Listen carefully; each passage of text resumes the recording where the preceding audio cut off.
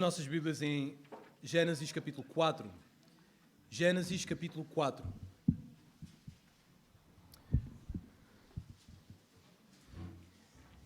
Gostaria de convidar a todos a colocarem-se de pé, por favor. Todos aqueles que têm energia e bom ânimo para o fazer.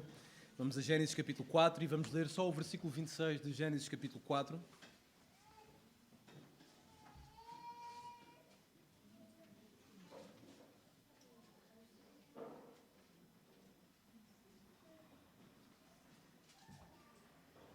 Diz assim a palavra de Deus, Gênesis capítulo 4, versículo 26.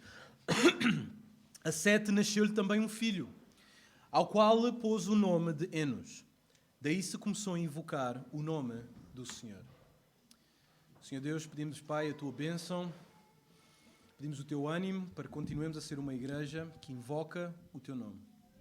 Esta é a nossa oração, em nome de Jesus. Amém. Podem sentar.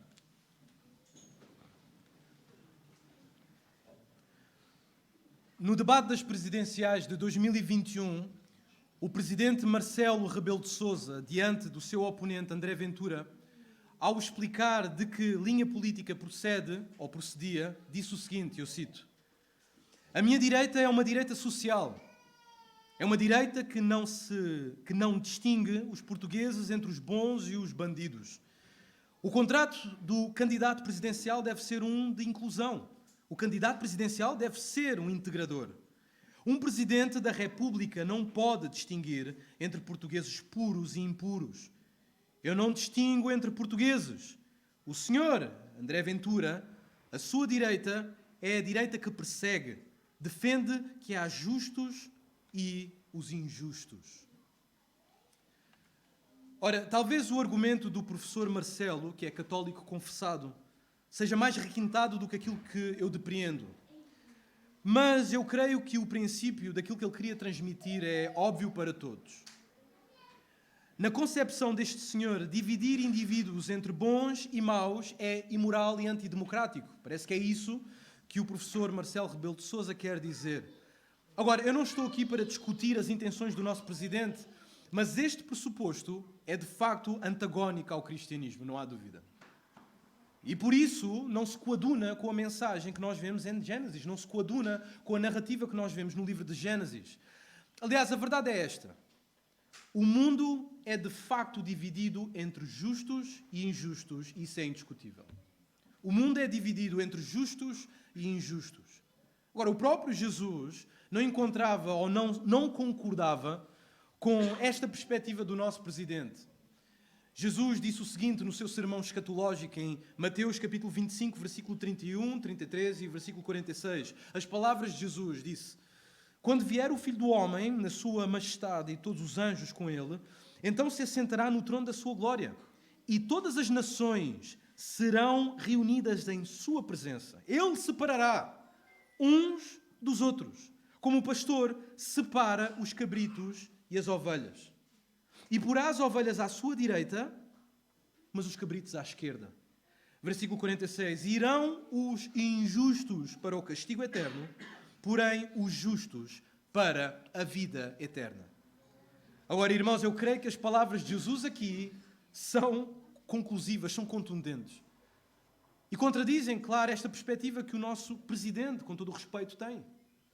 Sabem, esta mensagem que Jesus tem aqui é muito importante. E eu preciso de fazer uma nota com que está afirmado neste sermão escatológico de Jesus. Jesus fala de dois destinos, um destino para os injustos e um destino para os justos.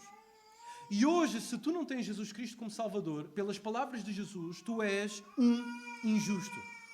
Se Jesus não é o Senhor da tua vida, se tu não és um discípulo de Jesus, se Ele não te lavou com o seu sangue, se Ele não te deu uma nova vida, se não colocaste a tua fé nele, se não te arrependeste dos teus pecados, então tu estás na categoria dos injustos.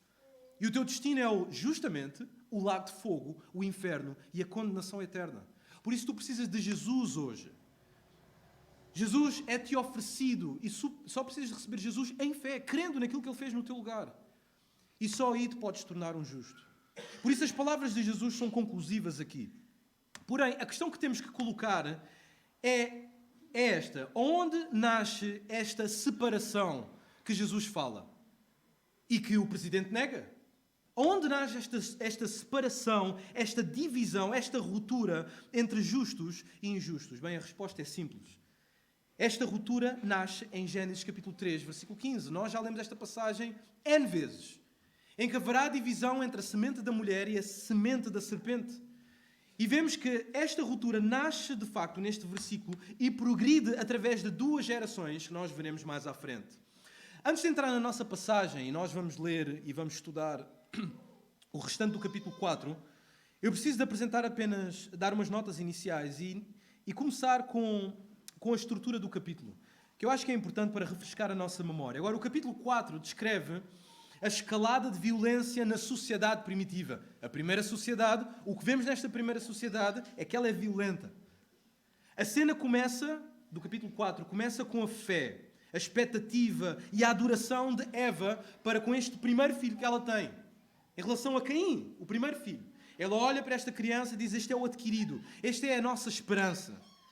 E ela demonstra a sua fé no Senhor, a sua fé em Gênesis capítulo 3, versículo 15. E o capítulo conclui, com a piedosa iniciativa da linhagem santa de adorar publicamente a Yahweh diante de uma sociedade hostil ao mesmo Criador, que é Yahweh. Então o capítulo começa com uma demonstração de fé e conclui com esta adoração pública, com esta iniciação do culto público. E vemos isto na passagem. O versículo 26 diz: daí se começou a invocar o nome do Senhor. Então estes são os dois polos da narrativa. O que é que nós temos dentro da narrativa? O que temos dentro da narrativa é o mais importante, porque o que temos dentro da narrativa, no centro desta narrativa, é a violência. O centro da narrativa do capítulo 4 é premiado pela violência de uma família, que é a família cainita, a família de Caim. E isto realça o quão opostas são estas famílias. Temos duas famílias, a família de Caim e a família de Sete, e a oposição é notória entre estas duas famílias. Portanto, é indiscutível a diferença de comportamentos, de ética, de perfis, de estilos de vida. Isto porque existem dois filhos, existem duas linhagens, duas gerações. Os filhos de Caim e os filhos de Sete. Os seguidores de Yahweh e os humanistas, crónicos. Então existem estas duas linhas. Por isso, esta divisão que é desprezada é clara nas Escrituras. Por outras palavras, existem forçosamente duas gerações opostas neste mundo. Ninguém pode negar isto. Portanto, quando nós olhamos para a estrutura do texto do capítulo 4, vemos que existe já premeditado esta divisão. Mas eu gostaria de refrescar a vossa memória ainda para a cena do último episódio. Nós, há 2 semanas atrás, ficámos nesta última cena do último episódio da história, da trama de Gênesis. E vamos recordar esta cena anterior que está no versículo 17. O versículo 17 do capítulo 4 diz o seguinte: e coabitou Caim com a sua mulher. Ela concebeu e deu à luz a Enoque. Caim edificou uma cidade e lhe chamou o quê? Enoque, o nome do seu filho. Ora, a última vez que estivemos juntos, vimos que Caim desprezou Deus no seu coração e tornou-se o primeiro assassino da história. Caim foi o primeiro assassino da história. Ora, nós vemos que Caim não foi só assassino quando o matou, na prática, mas ele já era um assassino no seu coração. Aliás, a maneira como responde ao Senhor e depois ataca o seu irmão confirma o porquê do Senhor não aceitar nem o próprio Caim, nem a sua oferta. Nós perguntamos: porquê que o Senhor não aceitou a oferta de Caim, nem aceitou o próprio Caim? Mas nós vemos a resposta dele. Ele despreza aquilo que Deus diz. Ele diz: Deus, tu não tens nada a dizer sobre o meu tipo de adoração, eu sou um secular. E ele mata o seu irmão. Então isto demonstra claramente que Caim tinha um coração maligno, já da origem. Por conseguinte, no último domingo também aprendemos que este homem, que se torna um assassino, ele também é o fundador de uma sociedade sem Deus. Caim é o pai da sociedade secular. Nós falámos isto há 2 semanas atrás. Ele cria esta sociedade sem Deus. Ora, tal sociedade secular nasce com a construção de uma primeira cidade, uma primeira metrópole. E esta metrópole tem o nome do seu filho, Enoque. Ora, é interessante. Enoque significa dedicado. Ora, se nós sabemos que Caim não tinha nada a ver com Deus e que ele não queria criar uma cidade que adorasse a Deus, esta dedicação é ao quê? Sabemos que não é a Deus. Então esta cidade é dedicada ao quê? Bem, é dedicada aos homens, às suas ideias, às suas filosofias, às suas aspirações. Esta é a cidade de Caim. Esta é a cidade de Enoque. E note-se que Caim constrói esta cidade em oposição à ordem de Deus. Para notarmos ainda mais a sua rebeldia, ele constrói uma cidade em oposição à ordem de Deus. E a ordem de Deus foi que Caim tinha que ser um fugitivo e errante sobre a terra. Se Caim, tu serás um fugitivo e errante, Caim, não. Eu vou construir uma cidade e vou-me fixar. Não, Caim, tu não vais ter sítio onde morar, não terás casa, não terás onde recostar a cabeça. Não. Eu faço a minha vida à minha maneira. Então eu vou construir esta cidade e vou-me fixar nesta cidade. A demonstrar a depravação e a desobediência e o coração assassino que Caim tinha.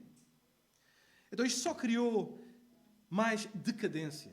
Nós, a partir daqui, vemos o aumento da decadência da história da humanidade, refletida na vida de Caim e dos seus filhos. Portanto, a partir do versículo 18 até ao final do capítulo 5, veremos o aumento da separação de duas gerações. Duas gerações vão se separando cada vez mais. E vemos que inicia aqui no versículo 18. Os cainitas separam-se dos setitas e os setitas dos cainitas. Quando eu falo de cainitas, estou a falar da linhagem de Caim e setitas da linhagem de Sete. E nisto Moisés mostra-nos algumas coisas importantes acerca destas genealogias, que é a intenção do nosso autor Moisés. Primeiro, a humanidade continuaria a propagar-se. Não é? Vemos que nascem filhos. E a humanidade continuaria a propagar-se independentemente da sua moralidade, como cumprimento do mandato cultural. Lembram-se do mandato cultural? Encham a terra, multipliquem-se, sejam frutíferos. Isso está em Gênesis capítulo 1, versículo 28. Então Moisés mostra-nos isto nestes dois capítulos. A segunda coisa que Moisés mostra é que a morte passa a todos os homens. Se lerem o capítulo 5, a genealogia do capítulo 5, vemos esta repetição. E morreu, e morreu, e morreu, e morreu. Capítulo 5. Então vemos que aquilo que Deus tinha dito, que a morte entraria, cumpriu-se. E Adão viveria o suficiente para ver a morte de muitos, provavelmente até de familiares seus, filhos seus. Ele iria ver a morte de muita gente. A terceira coisa que Moisés pressiona aqui no texto é que existem nomes que se repetem nas duas linhagens. E vocês podem reparar nisso, 2 Enoques, 2 Lameques. Mas a diferença é que Moisés quer realçar a distinção cá entre estes personagens, que são completamente distintos. Quarto, as descrições genealógicas aceleram a linha de tempo até ao dilúvio. Ora, existem capítulos na Bíblia que todos os irmãos em Cristo gostam de ler. E esses são as genealogias. Quem não gosta de ler uma boa genealogia?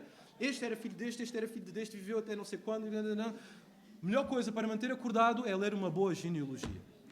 Nem precisamos de café. Não, quando nós lemos as genealogias, aquilo é puro divertimento. Para que servem as genealogias? Bem, aquilo é uma aceleração de tempo. É como colocar a cassete para a frente e vermos o tempo a passar rápido. Para isto estão as genealogias, aceleram o tempo. E a genealogia do capítulo 5 vai acelerar a linha de tempo até chegarmos a um ponto importante. Onde é que vai chegar toda esta violência? Ao dilúvio. Ao dilúvio.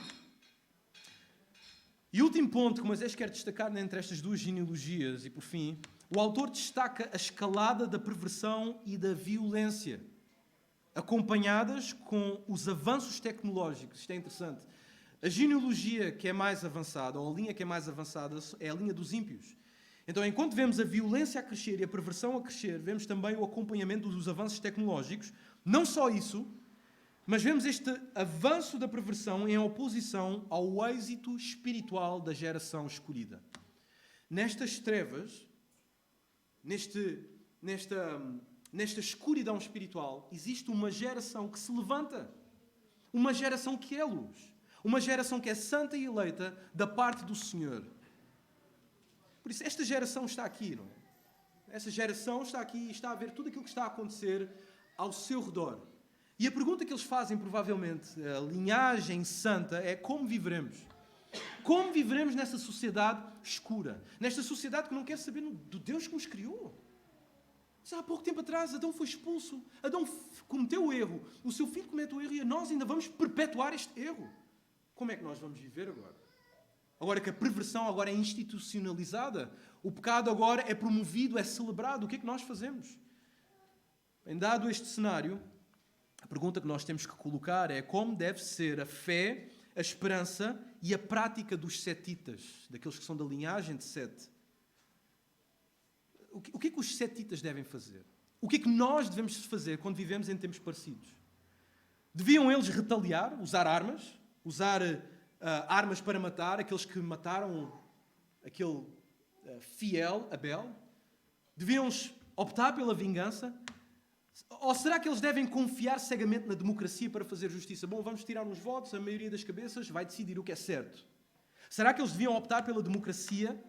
Devem optar pela anarquia ou revolução? Revolução, punhos no ar, revolução.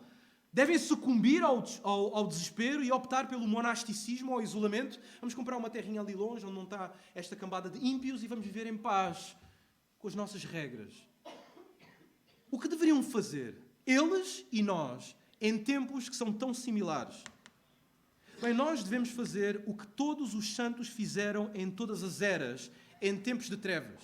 E isto é muito simples. Combater o humanismo através da adoração. Combater o humanismo, combater o secularismo, combater a idolatria através da adoração é a única arma que nós temos. Mais nada temos. E foi a coisa que eles fizeram. Eles, em tempos de escuridão, foram para a igreja adorar. Então nós chegamos aqui às gerações opostas. E as gerações opostas nós podemos ver claramente dos versículos 18 até ao versículo 26. Duas gerações completamente antagónicas. A primeira coisa que vemos é esta batalha, este choque entre os cainitas e os setitas.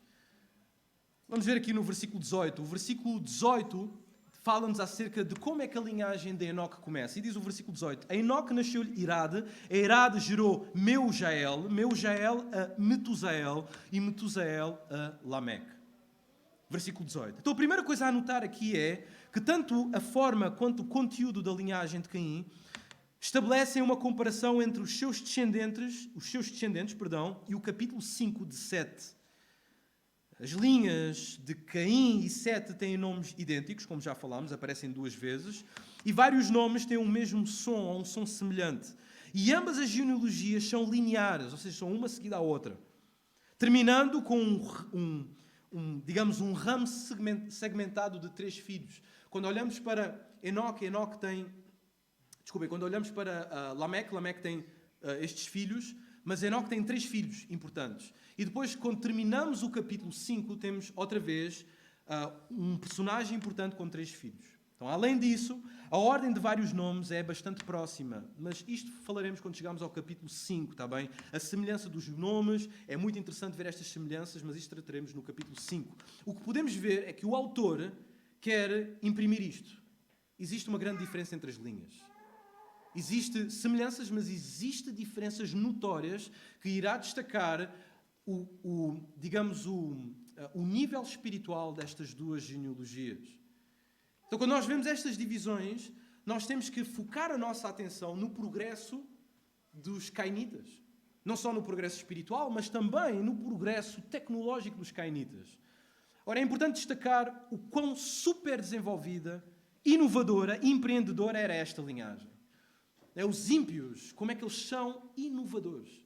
Como eles são tão avançados. Agora, Moisés coloca isto aqui para desmistificar a ideia antiga, e também a moderna, não há dúvida, de que os deuses é que criaram estas coisas. Nós já vamos ler o texto à frente, mas havia esta ideia, este dogma, que a arte, os instrumentos de guerra, os instrumentos de agricultura foram ofertas dos deuses. Os deuses deram isto. A música, a poesia, oferta dos deuses. E Moisés desmistifica isto.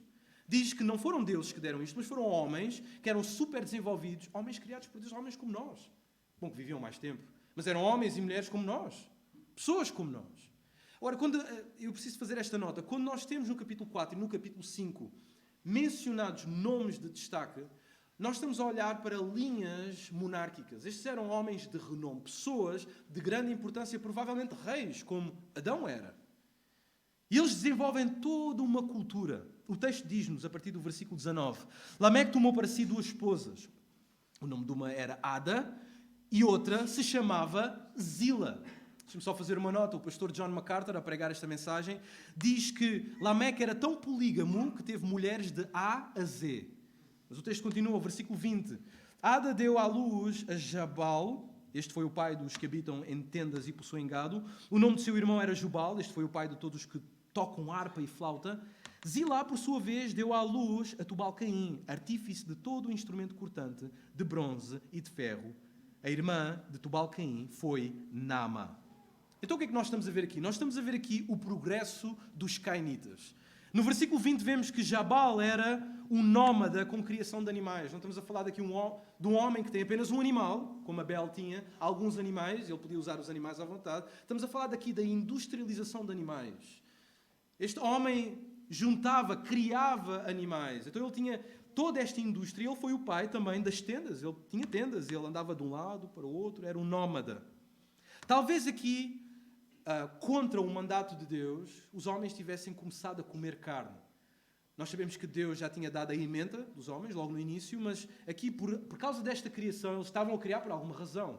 E se eles estavam a criar animais, provavelmente eles estavam a comer carne, o que era uma oposição direta a Deus, àquilo que Deus tinha determinado. Depois temos o seu irmão Jubal, Agora, o irmão Jubal iniciou a arte e o ofício da musicologia. Era um músico. Quem é que não gosta de um bom músico? Seja qual for a arte. Música africana, música portuguesa, música chinesa. Aqui há alguém que ouve música chinesa? Não, ninguém. Então, qualquer música é uma atração para nós. Nós gostamos de música. Então, para todos aqueles que têm uma veia para a música, que têm uma costela para a música, para todos aqueles que têm, não aqueles que pensam que têm, o vosso pai é Jubal. O nosso diretor de música daqui da igreja, podem começar a chamá-lo de Jubal. Eu digo isto porque ele já não está aqui. Não chamem Will, chamem irmão Jubal. Então vemos este início da musicologia a partir do versículo 21. Versículo 22 temos Tubal-Caim. Agora é interessante Tubal-Caim porque ele tem em seu nome o lembrete de um assassino. De quem é? Caim. E ele foi o fundador, e o que é curioso, ele foi o fundador de uma das tecnologias mais importantes da história da humanidade, que é a ciência da metalurgia, saber trabalhar com metal. Agora, a ciência da metalurgia é uma ciência complicada. Retirar um metal é uma coisa que dá muito trabalho. Agora, não estou a falar do metal que vem dos meteoritos, estou a falar do metal que está na nossa Terra mesmo. Extraí-lo é uma coisa que exige um grande avanço tecnológico, mas eles conseguiram. Estes não eram primatas e burros, estes eram homens tremendamente avançados. Agora, o que provavelmente, nesta indústria que ele tinha, o que provavelmente incluía aqui nesta indústria era armas e ferramentas para trabalhar. E o facto de levar o nome de seu ancestral, Caim, e a sua descendência ser do assassino Lameque, sugerem que o seu comércio poderia ser usado para o mal. Este homem provavelmente estava a fabricar armas, tinha uma loja de armas, e não havia nenhuma legislação para usar armas como cada um quisesse. Cada um usava a arma como queria. E nós vamos ver isto mais à frente com o seu pai. Agora, não obstante, foi aqui o início de todos os engenhos culturais. É aqui que inicia-se a cultura da humanidade. Vemos estas grandes mentes, estes grandes homens, a nível tecnológico, a desenvolver a cultura que seria a marca para a nossa cultura também moderna. Ora, numa nota de rodapé que eu vi em certa edição da Cultura Cristã, estava escrito o seguinte, eu preciso de mencionar isto, que é muito importante. Cito, não deve escapar à nossa atenção que desde o princípio o maior desenvolvimento não está entre os que temem ao Senhor. O maior desenvolvimento não está entre os que temem ao Senhor, mas entre os incrédulos. Agora reparem nisto. É evidente que a motivação dos ímpios para serem independentes de Deus é maior do que a dos crentes para servirem o Senhor. É evidente que a motivação dos ímpios para ser independentes de Deus é maior do que a dos crentes para servirem ao Senhor. E todos nós nesta congregação devemos dizer ai. Porque é verdade. Se nós vemos os ímpios têm mais motivação, eles trabalham duro e arduamente para serem independentes de Deus. Mas nós não temos tanto fulgor, tanta energia para trabalhar para o serviço de Deus. Isto é verdade. Mas apesar de tudo isto, é óbvio que a intenção de Moisés não é tanto destacar a evolução tecnológica destes homens, mas sim destacar este personagem. E qual é o personagem? Lameque. Lameque é um personagem-chave neste texto. Aliás, Lameque é o sétimo depois de Adão, ele é o sétimo na linhagem de Caim. E eu já tinha mencionado isto. Em Gênesis nós vemos este jogo de setes. Quando eu falo de setes, não estou a falar de sete o nome, falo de sete o número. Então temos sempre este jogo de setes. E este sétimo da linhagem de Caim está em contraposição com o 7 da linhagem de Adão, que é Enoque. E nós veremos isso quando chegarmos ao capítulo 5. Mas nós temos este Lameque, este sétimo da linhagem de Caim, que ele não é um bom indivíduo. Ele pode ser muito inteligente, ele pode ser muito conhecido, ele pode ter uma grande influência a nível político, a nível económico, na sociedade, mas ele é um homem mau. Lameque o mau. Existem dois Lameques, mas Moisés destaca aqui o Lameque, o mau. Agora, nós não sabemos o que o seu nome significa. É difícil ter uma identificação para cada nome, o que cada nome significa. Mas Lameque provavelmente significa o conquistador. Não sabemos ao certo, mas sabemos que ele era um homem mau. Lameque era mau. Certo autor escreveu estas palavras e eu cito: o narrador descreveu sucintamente o terrível desenvolvimento do pecado na história humana. Somente 7 gerações depois de Adão, um número completo de gerações, e o pecado chegou à plena fruição. Os seres humanos gabam-se de poderem defender a si mesmos. Não precisam de Deus, dizem os seres humanos. Não precisam da sua lei. Eles mesmos decidirão o que é o bom e o que é o mau. E podem ser deuses de si mesmos. E este autor conclui com esta frase: é esse o pecado de Adão e Eva, só que mais insolente. Irmãos, nós vivemos nesta sociedade que eles estão a viver ali. Nós vivemos numa sociedade que quer os homens e as mulheres querem ser deuses. Cada vez mais insolente. Por isso aquilo que o autor está a dizer é verdade. Vivemos numa sociedade insolente. E tudo isto, toda esta insolência, esta negatividade, este pecado, esta imoralidade está condensada neste único personagem, que é o primeiro violento polígamo, Lameque. Tudo se retrata neste Lameque. Lameque é o primeiro polígamo, é o primeiro bígamo da história humana. E é interessante que, vamos ler a passagem à frente, não é? Mais à frente, mas quando ele aborda as suas mulheres, ele diz, quando o texto diz que ele tomou para si estas mulheres, parece inferir uma poligamia oficializada. Não é só que o homem andou aí à caça de mulheres e agora és minha. Não é isso. Parece que havia uma instituição que oficializava esta poligamia, só para vermos a sociedade. Agora, os irmãos podem pensar, sim, isso é dos tempos antigos, isso nunca vai acontecer na nossa sociedade. Em Portugal, algum dia. Mas o que é interessante é que em Nova Iorque, nos Estados Unidos existe um grupo que são os negros israelitas, os Black Hebrew. E eles estão a pressionar o Estado de Nova Iorque para oficializar o casamento entre um homem e várias mulheres, e uma mulher e vários homens. E o argumento deles é simples. É se permitem o casamento entre dois sexos idênticos, entre um homem e uma mulher e uma mulher, então porquê que um homem não pode ter 2 mulheres? E uma mulher 4 homens? Então eu acho que o argumento é lógico. Eles só levaram às últimas consequências aquilo que é o fundamento do secularismo. Então isto irá acontecer não só lá, no outro lado do Atlântico, mas chegará aqui. Não é uma questão se vai acontecer, é uma questão de tempo. Então vemos aqui a poligamia oficializada. Agora, é preciso dizer também que esta poligamia era comum até mesmo entre os personagens mais importantes das Escrituras, os homens de renome, aquilo que nós consideramos que eram heróis da fé, que provavelmente seriam disciplinados nas nossas igrejas porque eles tinham 2 esposas. Agora, nós sabemos que nós não estamos a dizer que aquilo que eles estavam a fazer era certo.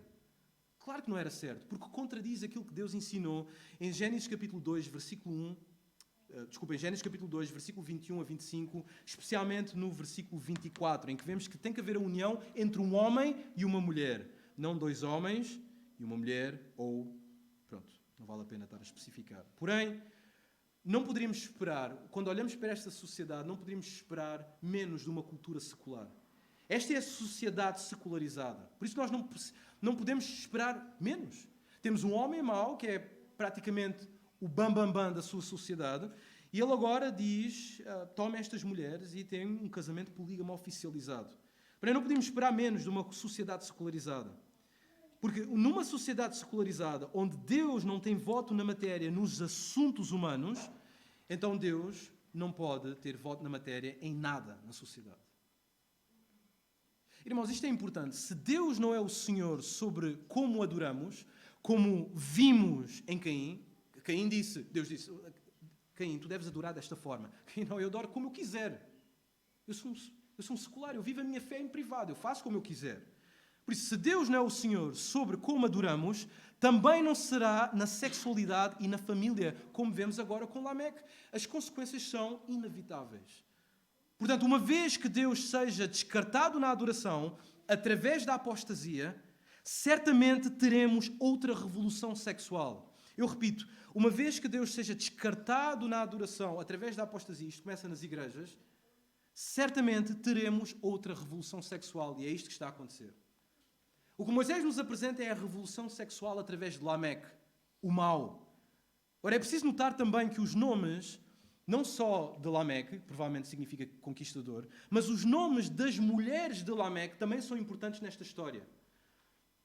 O significado é um pouco obscuro dos seus nomes, mas os seus nomes, os nomes das esposas de Lameque, podem dar evidências da sua formosura e da sua atração. Certo erudito escreveu o seguinte, eu cito, que eu acho que é importante, ouçam. O significado dos nomes é incerto, não há dúvida. Mas Ada é frequentemente associado à palavra ornamento. E Sila ou Zilá significa sombra ou sombreado, algo que é estridente. Alguns associaram o último à palavra hebraica símbolo, sugerindo que ambos são elogiados por sua beleza e voz doce, conforme Cantares, capítulo 2, versículo 14. Ora, o que podemos concluir é que estas mulheres desta sociedade secular eram mulheres bonitas, eram mulheres belas. Se o texto quer inferir isto, então podemos concluir que estas mulheres eram mulheres belas. E juntamente com aquilo que é dito em Gênesis capítulo 6, versículo 2, onde é falado sobre estas mulheres que eram filhas dos homens e que foram possuídas e agarradas pelos filhos de Deus, e deduzindo que esta cultura não era muito diferente da atual, então é possível que esta cultura também hipersexualizava as mulheres, tornando-as em ícones de luxúria. Se esta sociedade não é diferente da nossa, então eles promoviam-se, hipersexualizavam as mulheres. A beldade das mulheres era o ponto angular desta sociedade. Agora, isto é um engodo para os homens, obviamente. Isto é diferente da nossa cultura hoje em dia. Nós vemos publicidades de carros, tem mulheres. Publicidades de casas, tem mulheres. Mas não é só mulheres vestidas como deve ser, é mulheres hipersexualizadas.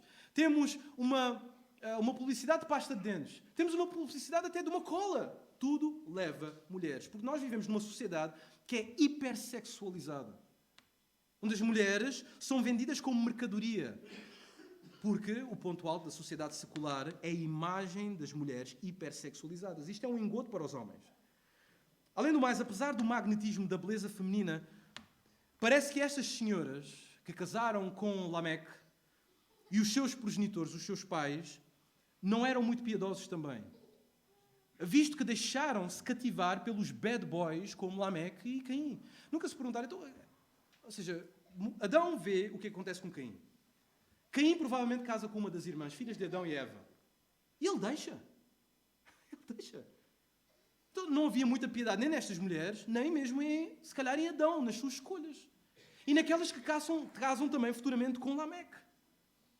O que é interessante é que existe uma atração, um magnetismo incontrolável entre as beldades de cabeça vazia e os bad boys destas culturas seculares. Então vemos que não havia piedade. Ora, isto é óbvio pela forma como, a maldade de Lameque, o facto de ele ser um bad boy, é óbvio pela forma como ele dirige-se às suas esposas. A forma como ele dirige-se às suas esposas reflete que Lameque era um abusador. Nós lemos esta passagem, nós lemos no silêncio do nosso quarto e nós pensamos que Lameque está a falar de forma dócil às suas mulheres. Oh, minhas esposas queridas, ouçam aquilo que eu fiz ontem. Matei um homem. E todas, ai, és o meu amado. Não, não foi assim. Isto era uma expressão de invocação e de abuso. A forma como ele fala seria mais ou menos como isto. Ouvi-me, vós mulheres, como um abusador. Ouvi-me, vós mulheres, escutai o que passo a dizer-vos. Ele sabe infundir medo nestas mulheres. Sim, hoje foram estes jovens.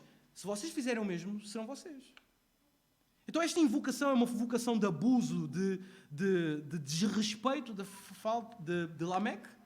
Porque Lameque era um bad boy, não era isso que elas queriam.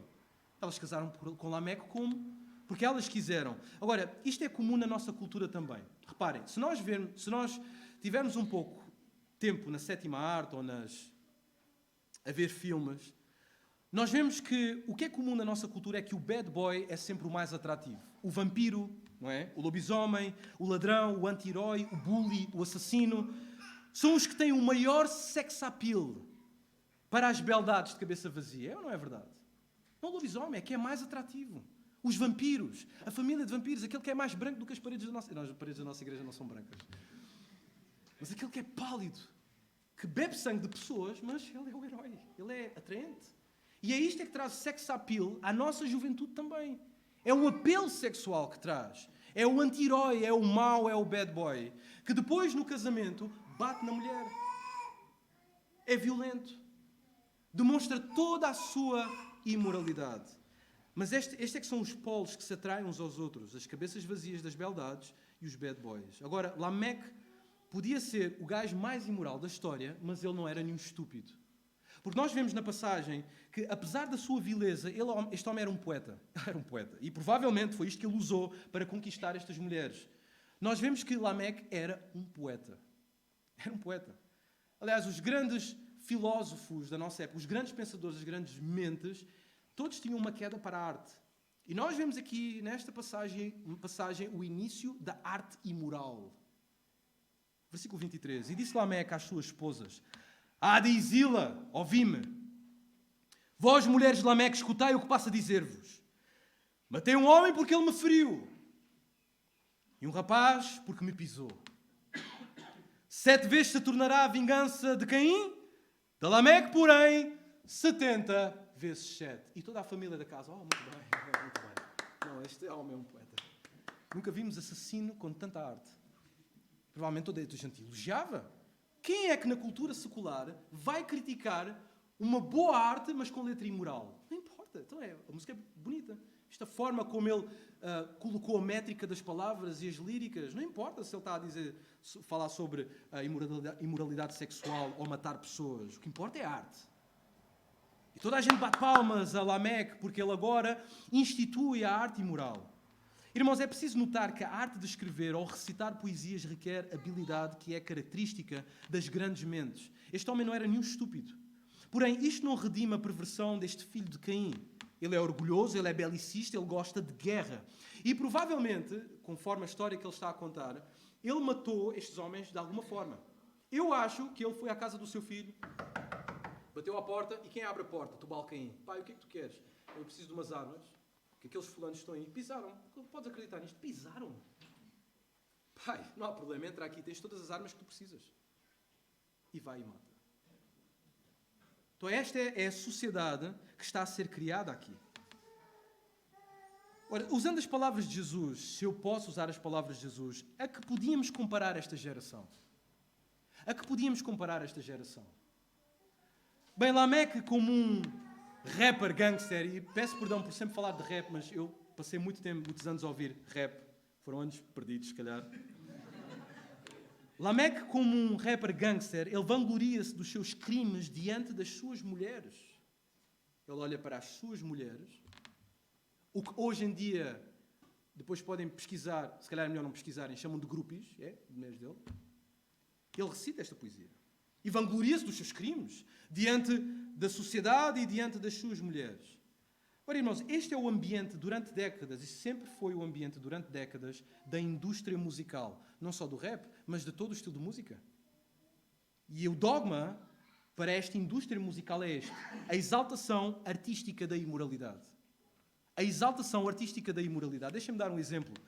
Já dei de alguns anos, mas acho que se enquadra. O antigo rapper Ja Rule, que esteve preso e saiu há pouco tempo, no seu êxito Nova York, foi um êxito que ele lançou Nova York, era uma resposta a outro cantor. Ele disse o seguinte, esta é a sua lírica: eu tenho 100 armas e 100 carregadores, negro. Eu sou de Nova York. Eu tenho uma semiautomática que cospe da próxima vez que tu falares. Mas nós somos caçadores. Temos orgulho em expor as nossas presas. Deixando-os deitados, mortos, é apenas um desporto. Porque nós não brincamos aqui em Nova York. Agora, isto é do outro lado do Atlântico, há uns anos atrás. mas a mesma indústria promove as mesmas coisas. Não difere. E esta é a exaltação que existe destas músicas. Isto é habitual no ambiente secular. Não é? Nós vemos estas músicas, os nossos filhos ouvem estas músicas e veem os colegas da escola dizer não, isso é um artista. Viste como é que ele produz estas líricas, as batidas que ele faz, a musicalidade, aquilo é incrível. Toda a bater palma, é espetacular. A letra fala umas coisas estranhas, mas não importa, mas é muito bonito. E nós, pais, a tentar mudar o canal da televisão, dizer tu não podes ouvir isto. E a criança que está ali, o jovem, está numa luta entre dois mundos. Então todos dizem lá fora que é bom, é boa arte. O meu pai está a dizer que não é bom, o que é que eu faço? Esta é a pressão da cultura secular. Pressionar, porque a ideia é colocar pela goela abaixo esta arte imoral. E quem é que vai criticar a ética de uma arte, mesmo que ela seja imoral?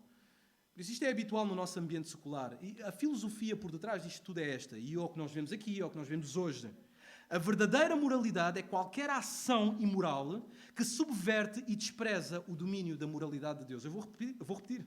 A verdadeira moralidade é qualquer ação que nega, que subverte e despreza o domínio da moralidade de Deus. É isso que eles querem. Toda a gente sabe que matar pessoas é errado. Não? Toda a gente sabe. Até a pessoa mais imoral sabe que matar e fornicar com 10 mil pessoas é errado.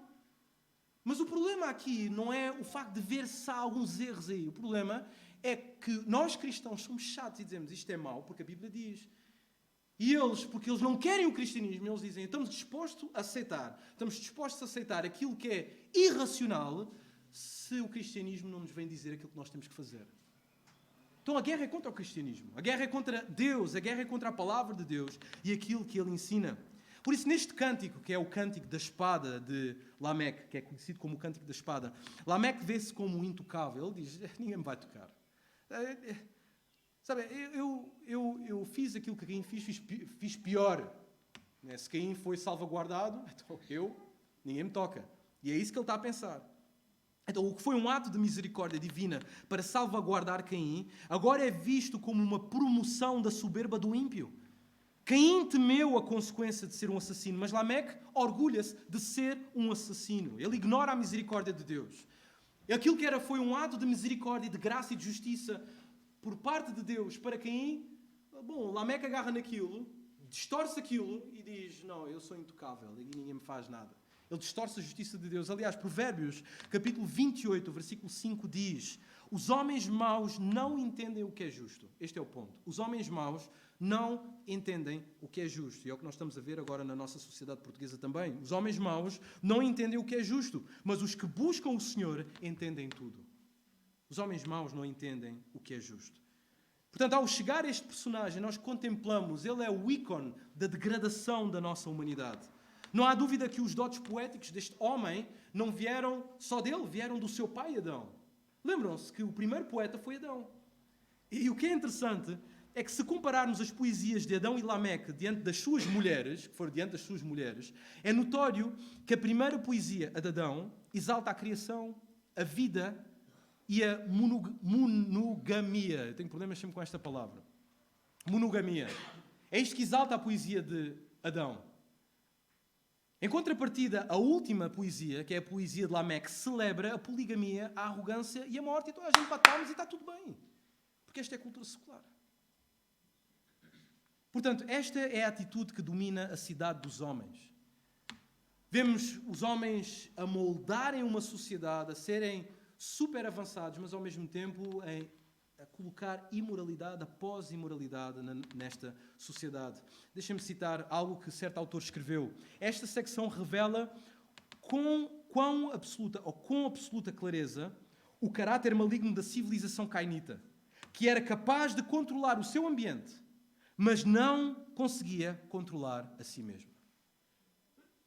Esta era uma sociedade que conseguia mexer, como a nossa, mexer com o código genético. Conseguia criar grandes ferramentas, grandes máquinas. Conseguia moldar o ambiente à sua volta. Conseguia trabalhar com a inteligência artificial, mas não conseguia dominar-se a si mesma. Não havia psicólogos ou psiquiatras que conseguissem dominar o homem na sua paixão incontrolável pelo pecado. Então, antes de concluir com esta família, Eu queria fazer 2 notas, mas... vou fazê-las na mesma, não é? Então, que só quero fazer estas 2 notas muito rápido, está bem? Sobre a vingança de Lameque.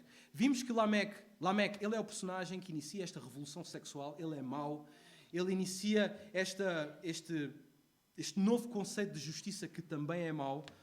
Mas não só isto, Lameque não demonstra perdão. Ele cria uma sociedade onde não existe perdão. Reparem naquilo que ele diz. Ele diz que aquele que o pisou tem que morrer. Não há perdão para ele. O que se opõe àquilo que Jesus diz mais à frente no Novo Testamento. Lembram-se quando Pedro lhe pergunta acerca do perdão, Mateus capítulo 18, versículo 21 a 22. Pedro aproxima-se de Jesus e pergunta: Senhor, até quantas vezes meu irmão pecará contra mim e eu lhe perdoo? 7 vezes? E Pedro estava a achar que estava a ser bom. Jesus responde: não te digo até 7 vezes, mas até 70 vezes 7. 70 vezes 7. Vemos a perspectiva de Jesus completamente diferente à perspectiva de Lameque. Lameque, não há perdão. Pisou, morre. Vai ter que morrer. Não existe perdão. E a segunda coisa que temos de destacar aqui nesta sociedade também de Lameque, e isto irá catapultar-nos para a próxima família, é o jogo de 3 setes que há. Agora, isto é só um detalhe, mas se repararem aqui neste Lameque, o Lameque mau, existem no versículo 24 a menção de 3 setes. 7 vezes 70 vezes 7 vezes 70 vezes 7. E isto está em oposição ao Lameque do capítulo 5, que é o Lameque bom, que está no versículo 31, que diz no versículo 31, todos os dias de Lameque foram 777 anos e morreu. Temos outros 777. Agora o ponto é este. Estes 2 Lameques são distintos neste sentido. Moisés quer juntá-los, colocá-los em pé de igualdade, mas realçar a distinção. O primeiro Lameque é pai da retaliação sem a justiça de Deus. O primeiro Lameque é pai da retaliação sem a justiça de Deus. E o segundo Lameque é o progenitor da consolação, seguido pelo justo juízo de Deus. O momento em que o Lameque bom vai viver é o final dos tempos. Eles estão à espera do final dos tempos. Eles estão à espera do juízo de Deus. A progressão da impiedade vai crescer por causa deste Lameque, até chegar ao ponto da sua culminação, que é o juízo de Deus. Onde nos é dito em Gênesis capítulo 5, versículo 28 a 29, que Lameque viveu 182 anos e gerou um filho, pôs-lhe o nome de Noé, dizendo: este nos consolará de todos os nossos trabalhos e das fadigas das nossas mãos, nesta terra que o Senhor amaldiçoou. Enquanto um traz desordem, retaliação e nega a justiça de Deus, por outro lado vemos o pai daquele que trará consolação e trará de facto a justiça de Deus. Por isso, quando esta sociedade, esta família olha para tudo que está à volta, eles olham para tudo e dizem: está tudo arrebentado. O que é que nós fazemos? Matam o nosso fiel Abel, não querem saber de Deus, iniciaram a revolução sexual, polígamos por todo lado, não há respeito pelas mulheres, a arte tornou-se imoral, não há canal que nós podemos ver que não haja imoralidade, as mulheres são hipersexualizadas, os homens exaltam-se pelo mal que fazem. Quer dizer, como é que vamos viver nestes dias? Não retrata os nossos dias? Mas existe esperança. Felizmente, a narrativa não termina com uma nota sombria. Existe esperança para tempos desalentadores. Na última vez que nós falámos, eu dei uma nota bem negra na pregação, mas eu gostaria de dar esta esperança e animar os irmãos. O Senhor mantém a sua promessa dada em Gênesis capítulo 3:15 e conserva uma linhagem santa que não se curva ao sistema secular. Ora, o que eu estou a falar aqui são jovens que não se curvam a esta nova arte imoral. Não, eu não vejo estas coisas, eu não ouço essa música. De homens que não se divergam a esta nova cultura imoral, a esta revolução sexual. Mulheres que não se dobram a esta revolução sexual. É uma nova cultura que agora sai da linhagem santa e que diz que não vamos dobrar o joelho a esta cultura secular. Vocês não têm o nosso voto. Esqueçam. Não há nada entre nós e vós. O texto continua, diz o seguinte, versículo 25, tomou Adão a coabitar com a sua mulher e ela deu à luz um filho, a quem pôs o nome de Sete. Porque disse ela, Deus me concedeu outro descendente, ou outra semente, em lugar de Abel que Caim matou. A Sete nasceu-lhe também um filho, ao qual pôs o nome de Enos. Daí se começou a invocar o nome do Senhor. Irmãos, esta porção é importante. Por favor, despertem um bocadinho e aguentem mais um pouco. Esta porção é muito importante. Aqui é onde temos a luz da esperança. É o contraposto que coloca em evidência a divisão entre bons e maus, justos e injustos, santos e ímpios que o nosso presidente nega.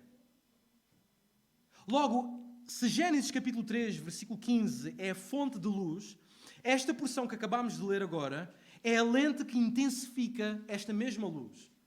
Então nós temos esperança aqui. O nascimento destes indivíduos traz esperança.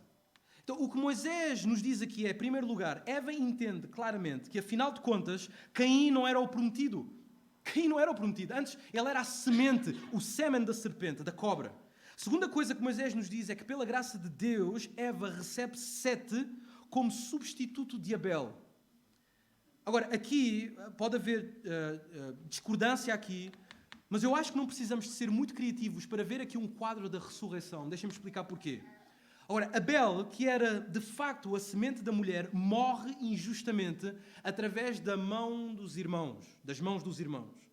Mas no seu lugar ressurge um que a mulher reconhece como a semente, outra semente, que nos remete a Gênesis capítulo 3, versículo 15, falando desta semente prometida que nós sabemos que é o Senhor Jesus Cristo.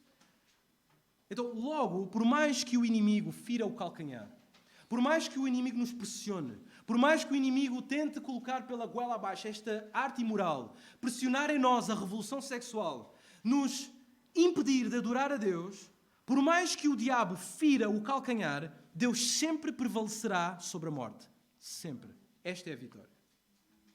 A terceira coisa que Moisés nos diz é que de Sete nasceu Enos. Agora, isto é curioso nesta passagem, porque depois de todo este transtorno social que vivemos, qual é que seria a solução? A solução seria um rei forte, alguém com uma boa eloquência, alguém que fosse construir outra cidade que se opunha à cidade de Enoque.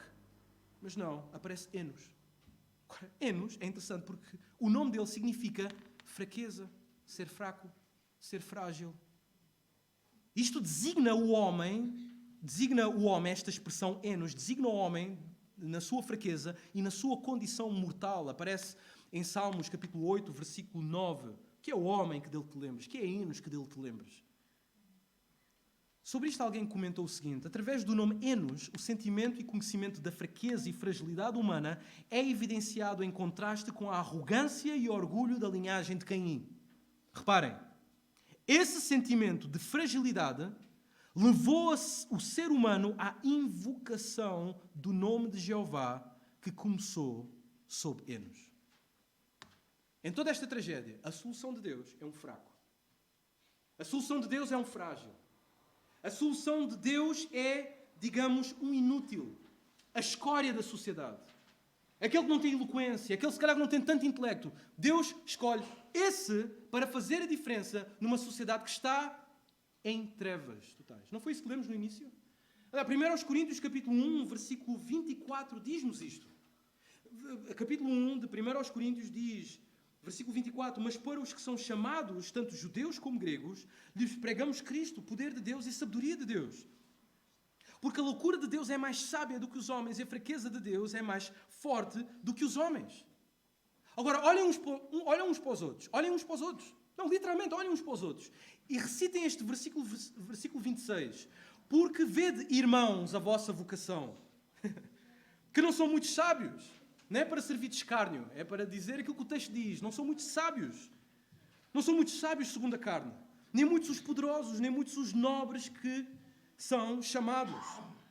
Mas Deus escolheu, e olhem uns para os outros, escolheu as coisas loucas deste mundo para confundir as sábias. Deus escolheu as coisas fracas deste mundo para confundir as fortes. E Deus escolheu as coisas vis deste mundo, as desprezíveis deste mundo, e as que não são para aniquilar as que são, para que nenhuma carne se glorie perante Ele.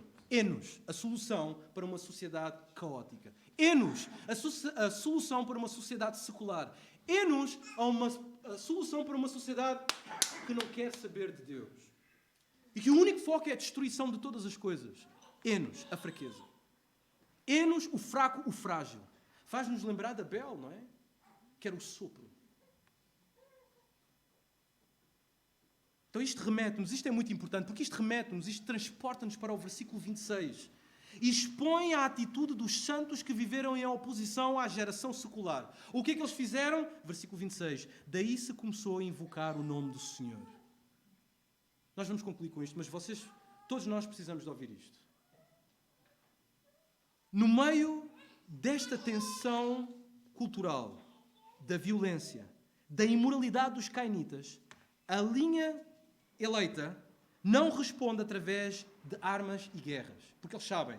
Efésios diz, porque a nossa luta não é contra a carne, não é contra o sangue e carne, e sim contra os principados e potestades, contra os dominadores deste mundo tenebroso, contra as forças espirituais do mal nas regiões celestes. Então a linha eleita não responde através de armas e guerra, também não responde ou não optam pela anarquia, porque eles sabem, como diz a Bíblia, não vos vingareis a vós mesmos, amados, mas dai lugar à ira, porque está escrito, a mim me pertence a vingança, eu é que retribuirei, diz o Senhor. Então eles não optam pelas armas, não optam pela anarquia e nem optam pelo isolamento. Eles estão aí, em frente de batalha com esta cultura que lhes é oposta. Isto é uma guerra, duas frentes, gerações opostas. Na linha da frente, o que é que eles devem fazer? Eles não escolhem armas, não escolhem o isolamento e também não escolhem a anarquia. Então o que é que eles escolhem?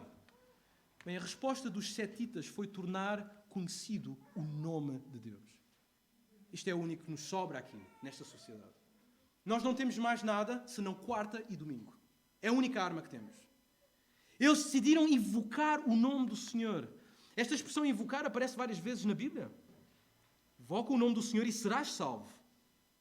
Mas eles decidiram invocar o nome do Senhor. Agora nós não sabemos bem o que significa este invocar. É algo interiorizado na oração ou algo exteriorizado? Não sabemos ao certo. Mas seja através do clamor da oração, dos cânticos ou até mesmo da pregação, a arma escolhida por esta geração não foi a retaliação, senão a invocação.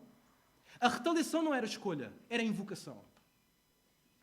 Certo autor escreveu que os primogênitos e os sucessores de Caim foram os pioneiros das cidades e das artes civilizadas, mas os primogênitos e os sucessores de Sete foram os pioneiros do culto. Aqui está a iniciar o culto público a Jeová. Eles constroem esta cidade, constroem todo o império, toda uma sociedade onde o nome do Senhor não pode ser invocado. Deus não interessa. Deus não pode ser falado. Deus não pode ser adorado. E eles se levantam e dizem, não, o nome do Senhor será adorado. Nós continuaremos a invocar o nome do Senhor. Nós continuaremos a exaltar o nome do nosso Criador, porque Ele é o nosso Deus. Portanto, Igreja Batista do Miratejo, a minha intenção esta manhã não é vir com um chicote e bater-vos, mas é animar-vos. É dar-vos a energia que todos nós precisamos para viver nestes tempos que nós temos que admitir. Nós vivemos em tempos maus, em todos os sentidos, desde moral ao económico. Nós vivemos em tempos que nos preocupam bastante. Não só a nós, mas aos nossos filhos, à nossa futura geração. Portanto, quero animar a Igreja Batista do Miratejo dizendo que esta congregação tem feito o que é certo. Esta congregação tem feito o que é certo. Tem orado, tem cantado e tem pregado. E esta é a nossa maior e única arma contra a geração que nos é oposta. Nós não retaliamos com violência. Se existe algum problema, nós juntamos aqui todos e oramos, cantamos e adoramos o nome do Senhor. O que faremos quando nos perseguirem? O que é que faremos quando nos perseguirem? A resposta é simples. Vamos cantar, vamos orar e vamos pregar. Vamos invocar o nome do Senhor. Não existe instituição com tarefa mais simples neste mundo, nem organismo. É o nosso. Nós só precisamos de cantar, orar, invocar o nome do Senhor e pregar. É só isso que nós precisamos de fazer. E é esta a nossa arma, aqui está o nosso ânimo, o nosso sangue, o nosso coração, é cantar, pregar e orar e invocar o nome do Senhor. Então, o que faremos quando nos disserem que os nossos filhos já não são nossos? O que vamos fazer? Vamos cantar, vamos orar, vamos pregar e invocar o nome do Senhor. O que faremos quando nos perseguirem? Quando nos disserem que nós não podemos viver a nossa fé? O que é que vamos fazer quando muitos dos nossos saírem, se apostatarem e saírem da igreja? Nós vamos juntar na quarta-feira e no domingo, vamos cantar, orar, pregar e invocar o nome do Senhor. O que faremos quando nos impedirem de cultuar? Vamos cantar, orar, pregar e invocar o nome do Senhor. O que vamos fazer quando nos roubarem os bens? Quando aumentarem a tributagem, o Estado e roubar? Que é isso. O que é que vamos fazer? Nós não vamos desesperar, vamos cantar, vamos orar, vamos pregar e vamos invocar o nome do Senhor. O que faremos quando nos proibirem de evangelizar? Vamos juntar aqui quarta-feira às 8 da noite, domingo às 9 da manhã, às 11 da manhã, e vamos cantar, orar e pregar até que as nossas vozes já não se ouçam mais. Invocar o nome do Senhor. Esta é a única arma que nós temos. Nós não temos mais nada. Nós podemos preocupar, nós podemos chorar, nós podemos lamentar, nós podemos entrar em desespero. Mas a arma já nos foi entregue. E a arma é continuar a congregar até ao último dia. E trazer os nossos filhos também. As nossas famílias, porque é a única arma que nós temos. Não podemos ser uma igreja desesperada. Por amor de Deus, nós temos a arma que nós precisamos. É por isso que foi exortado ontem e nas outras assembleias. Nós temos que congregar. A Bíblia diz em Hebreus capítulo 10, para não sermos como aqueles que deixam as suas congregações. Esta é a única arma que nós temos. Senhor Deus, obrigado pela Tua palavra. E ajuda-nos a continuar até o último dia a invocar o Teu nome. Em nome de Jesus. Amém.